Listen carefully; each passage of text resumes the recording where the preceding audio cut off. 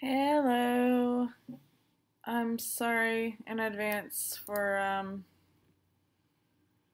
my hair and my face. I was at therapy early this morning and I kind of just fell out of bed and I was in a hurry to get back here to do this stream. So it is what it is. I won't take up too much time because there's a board game night and Halloween costume party coming up, and look, you see how tired I look? I need a nap. So I'm gonna take a nap.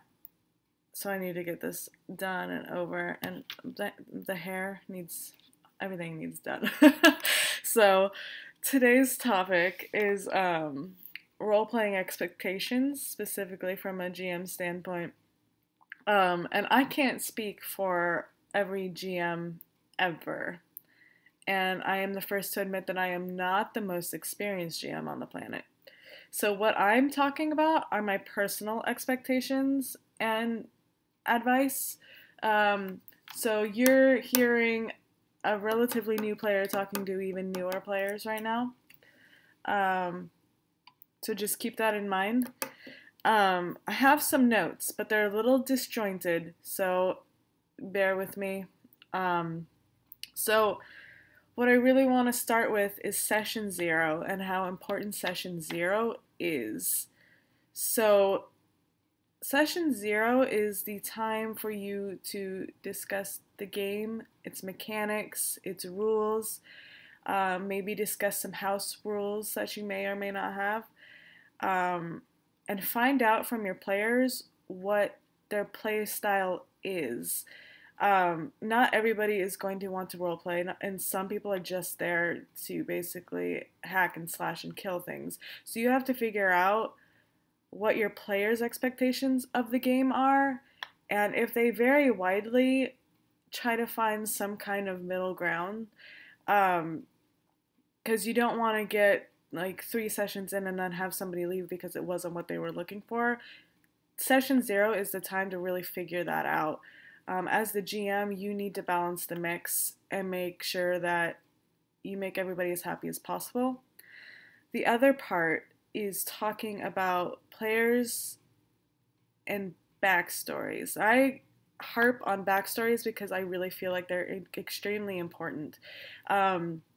Your character, if they haven't figured it out already, help them figure out who their character is and a basic backstory. Normally, I want my players to do like a written page of backstory, just so that it's deep enough, but not incredibly deep, that they know in and out who their character is.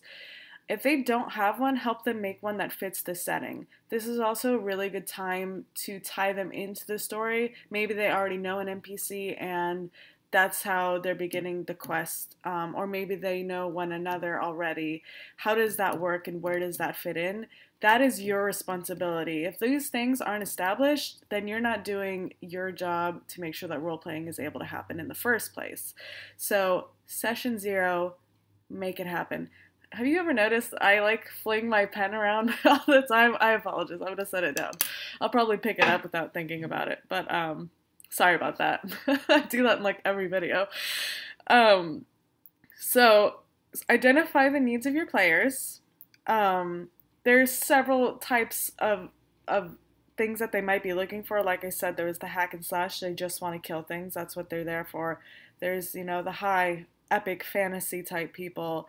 And then there's what level of role playing they're comfortable with. If you're playing with really new people, they might not be comfortable with role playing at all. And you can't force role playing on somebody. It has to be their decision. Otherwise, you just make them uncomfortable, and then it makes the whole game uncomfortable, and you risk losing them as a player. So figure out what your expectations should be from them. If you know straight up that this is their first time, it's less frustrating than finding out, oh, well, they're not very good at role playing. I wanted to do a role playing game. Just that expectation will help you a lot, and help them a lot. If you know that if they have like low experience in role playing, you can help them along, by giving them opportunities in the game to role play. That's really important. Give everybody an opportunity to shine, not just the people. Because if you have somebody with a lot of experience, they might kind of monopolize the time that's spent. Um, and I just want to say for players, and I will get into GM expectations shortly, but I just want to adjust the player expectations real quick. Um, be respectful of GM rules and don't try to override them. There's nothing more annoying. Like there's one thing to like correct a rule, but to harp on it or, be disrespectful about it, it's not okay. Um, on the other hand, as the GM, you need to give your players permission to speak and to bring up little inconsistencies, but make sure that it's happening off game. If it's going to derail the game, then take them aside and have that conversation outside and just be like, "Oh yeah, we'll fix that for next time." Don't let it happen during the game because it can make the game really uncomfortable. Um, so my expectations as a GM for my players. I really only have one really big one aside from the whole respect thing, respect at the table, and that's know your character. And I'm not just talking about addressing like your backstory, even though, dear God, give me a backstory. But that's just the kind of GM I am. I want the backstory so that I could hook it into the story and make it more of an inclusive experience. But also knowing your abilities. Um, you can't expect your GM to know every single spell and what every single spell or what every class trait is. It's just not realistic, especially if you have a new GM playing. It's not realistic. So, like, for instance, I've only been playing since, or GMing since January. So I've only got, I guess we're nearing 11 months of experience. So I'm not incredibly familiar with every class and every spell yet. I haven't reached that level of experience. So I expect my characters to come knowing exactly who their character is and what they're capable of. Because if you're wasting too much time flipping through the player's handbook to learn things, it's a waste of time. And the games are usually long enough anyway. We try to keep ours at like 4 hours, but if people are getting off topic too much, if they don't know their spells, it takes a lot longer. Um, on the flip side of that, they need to know how their spells and abilities augment their behavior as characters. This is ability wise too. So like they need to be able to remember that they have dark vision. They need to remember that they're an orc, for example. Like they need to remember things like that. What about them makes them special as elves? And I encourage GMs to kind of, if they have time, really sit down with every player and give them a little bit of lore that's included in your story so that you guys can both have fun with that. If lore is, like, if you have your own world, lore is extremely important. You can't expect people to know exactly where they're from or the specifics about their town until you go over that with them. It's a little different if you play in like Forgotten Realms where it's already established. So bring your characters on board. This can happen in session 0, and if you need another, have another session 0. But my expectations, okay, so bring your character sheet. Do not forget your character sheet. I actually keep uh, all my players' character sheets in D&D Beyond. They have an option where you can create a campaign and have every character input their character sheet. So my expectation of them is that they keep it updated, especially as they level up, so that if they're not there for a session and somebody's playing them, that we know exactly what their spells are, what their abilities are, and it's easier for us to uh, get through. Tiffany just totally sidetracked me. To get through the player experience. They might not necessarily know how to role play them exactly, and I will say that Chelsea has role played Sarah's character and totally played her as herself. So we definitely need to expand our role playing horizons by a lot. So I highly recommend D&D Beyond. And if any of my players, see, I picked up the pen again.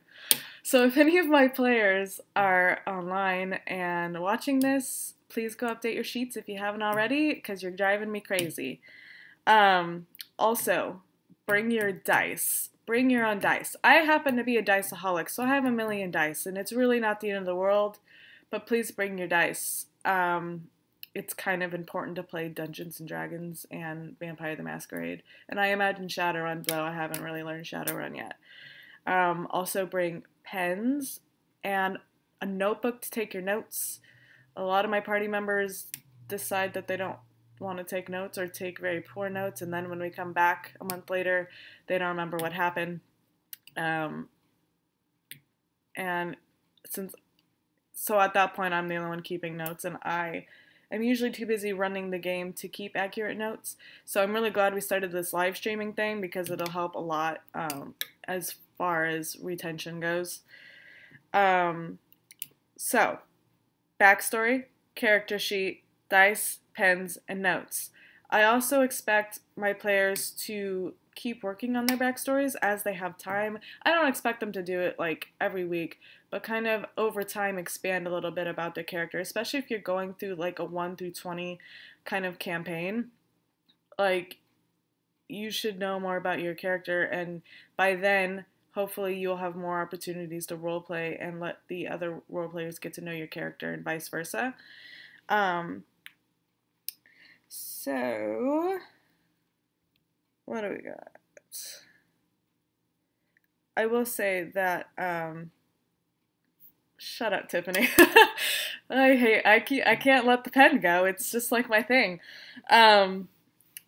There's a thing in Dungeons and Dragons called inspiration points, and a lot of GMs award them to people who roleplay accurately to their character, and I'm usually not able to remember to do that, but if I had a better sense of the backstory, it would be a lot easier to do so. So as far as that goes, that helps with inspiration point. It essentially gives you advantage on rolls. But I'm thinking of adding that as a house rule in all the games that I run, giving them some kind of advantage in a way, just to encourage role playing. Because, like I said, as new players, role playing is very intimidating. So I'm in. How many games am I in? 4. I think I'm in 4 different games right now. 5 if you include the one shot. That's the most damn pen. I'm just gonna put the pen on the other side. 4 if you include or 5 if you include the Buffy the Vampire Slayer one that we're doing tomorrow. So I've got 3 D&D, 1 Vampire the Masquerade, and then Buffy the Vampire Slayer. So there's lots of opportunities to roleplay, and I'm still new enough that I struggle with it, especially because I can't do accents to save my life. I just can't do them. So it's hard to differentiate the out of character conversation with the character conversation, and I think that's where I'm struggling.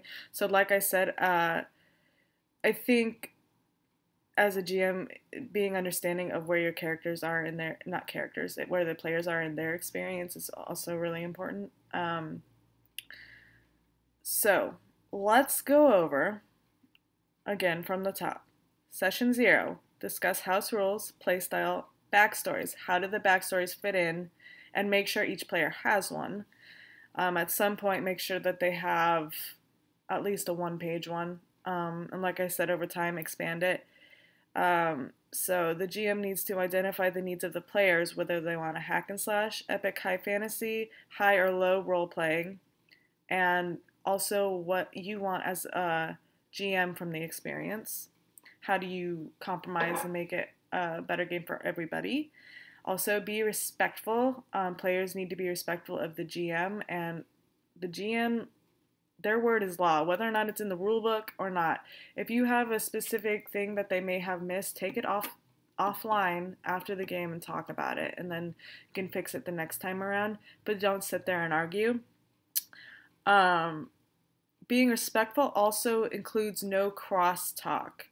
Crosstalk wastes so much time And it is one of the things as a GM that drives me crazy. I mean, even as a player, it kind of drives me crazy because we're there for a reason. We're playing for a good 4 hours. It doesn't need to take longer than that.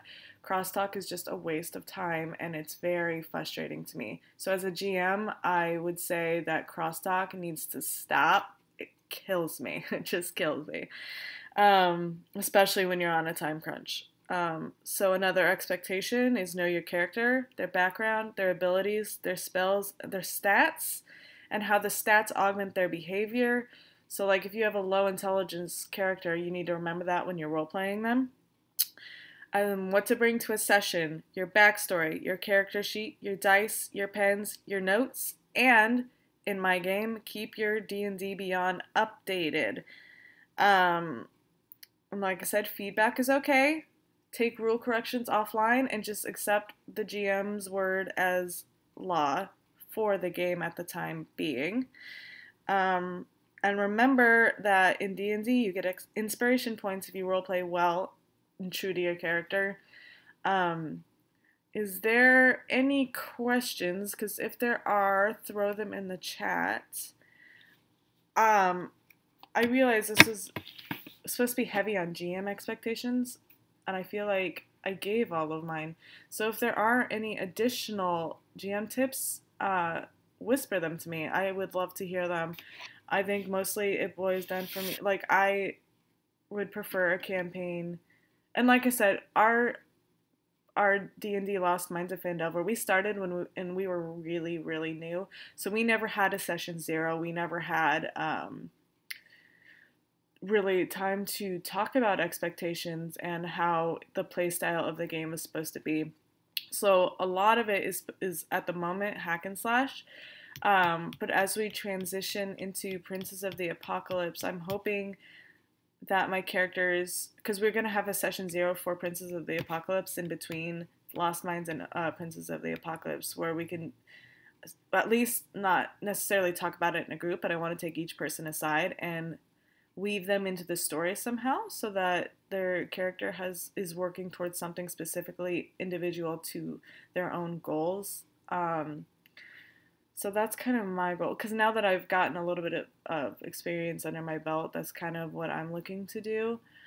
I don't see any questions. So all I can say is if my players are watching this, please please do me a favor and take this as a note, because it will be happening sooner rather than later. Lost Minds is wrapping up quickly. So I do want to know the backstories, and I know a lot of people still haven't gotten around to writing those. So try to find time. Try to find time. Oh my gosh, my whole thing just went crazy. Try to find time to do that, because the kind of game I want to run is a roleplay heavy one. I want less about the killing and the loot and more about the role-playing experience, especially in the homebrew one that I'm working on. So let me know what kind of game that you prefer, in person or in chat or as a whisper. I'm talking to everybody here, the entire world, and why you prefer it. And like I said, if you have any tips, feel free to share them. I'm up for pretty much anything. And geez, I can't stop looking at my hair. It's so crazy right now. I don't see any other comments, concerns, or questions, so I'm going to call it for this one. Thanks for tuning in. If you like the idea of a role-playing channel, especially one geared towards eradicating elitism in gaming, please help us meet our affiliate goal by hitting that follow button. We stream almost every day, so just do us a favor and hit that follow button, and I will see you guys tomorrow for a study sesh Saturday. Come join me, come hang out, it'll be fun, and I'll see you then.